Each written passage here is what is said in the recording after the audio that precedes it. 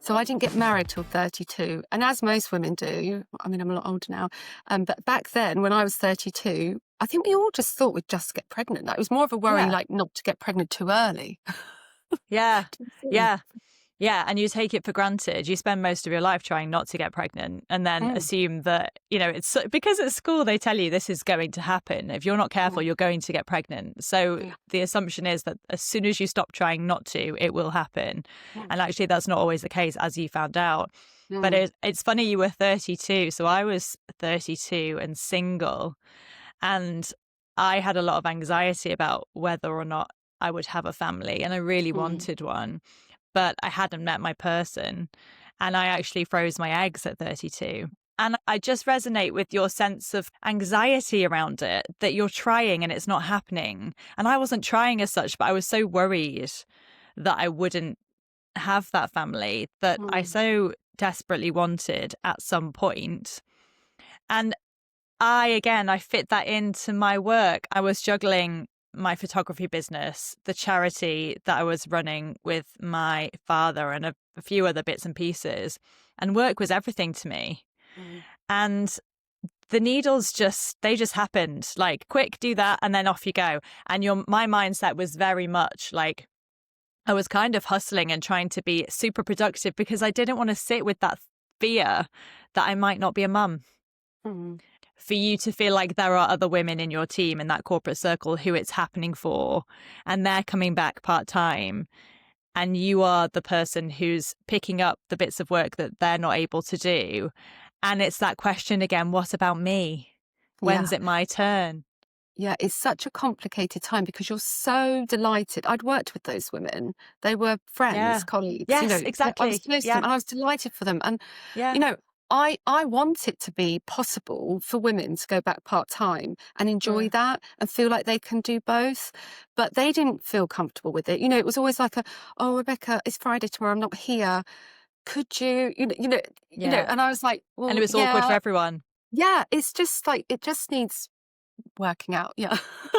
um, Yeah. so I was delighted for them, but it was hard, especially when I knew what I was going through. And I wasn't sharing what I was going through with anyone at work. I made that decision that I did not want to do that. I didn't, and people were inquisitive because I got married. It'd been a couple of years, and the pattern. And you do feel that sense of being left behind. But I kind of believed it would always happen for me, but there was a pressure because it's expensive. It's a lot of Hmm. time commitment. It's not an enjoyable process. You don't No. want to do it more times than you have to. And Yeah. you don't want to be on this fertility journey for ages. Like, you're putting decisions off because you think, well, I want this, so I'm kind Mm. of focusing on that. But then I'm a real scenario planner. I love scenario planning and I use that to my advantage now. But that can put a pressure on you that you kind of feel impatient because you're like, well, if this isn't going to happen, then I'll do this differently. It's Yeah. complicated. Yeah. It's Yeah, you difficult don't to me. feel like you have all the information to plan because Yeah. you believe it's going to happen for you, but you don't know when. So Mm. you don't want to make plans. But then at the same time, you did start a business, which is kind of making a plan. Yes. I think that's taking control. I've always been somebody who Yeah. likes to take control and make the best of that stage of life now. And I think Mm. sometimes, yeah, I definitely know when I'm putting too much pressure on myself by doing that now.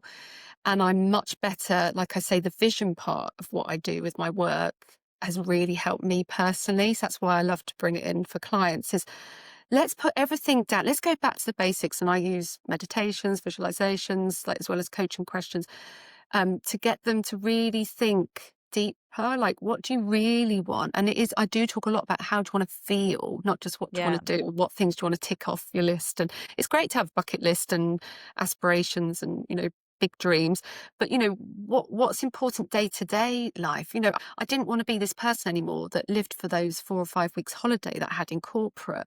I wanted every day to feel nice, like every week to feel nice, not be like, oh well, I'll just work really hard now and then I'll have that lovely holiday there. And I didn't want that. I don't believe personally that's like a great way to live. I mean, if No, that's I what agree. people enjoy, then fine, go for it. That's great. Each to It their can help. own. Yeah, Yeah. compartmentalize things for you and make life feel easier in some ways that you focus on this now and then that then.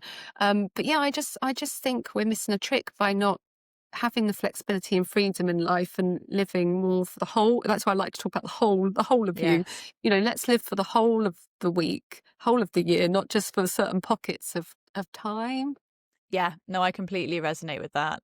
And I think that's partly why I'm kind of so interested in this idea of women starting businesses, because you can often work harder, especially when you're in those first few years establishing a new business and the hours are all over the place, Yeah, but you have so much freedom to yeah, fit in those pockets of joy into every day. yeah. And you can carve it around the life that you want, and you have some agency over it. You know, I always talk about putting your hand up and asking, can I please go on holiday? When Yeah, you're in a corporate setup, that's kind of what you're doing. It's like you're a child at school asking if you can it go to does the feel loo. like that.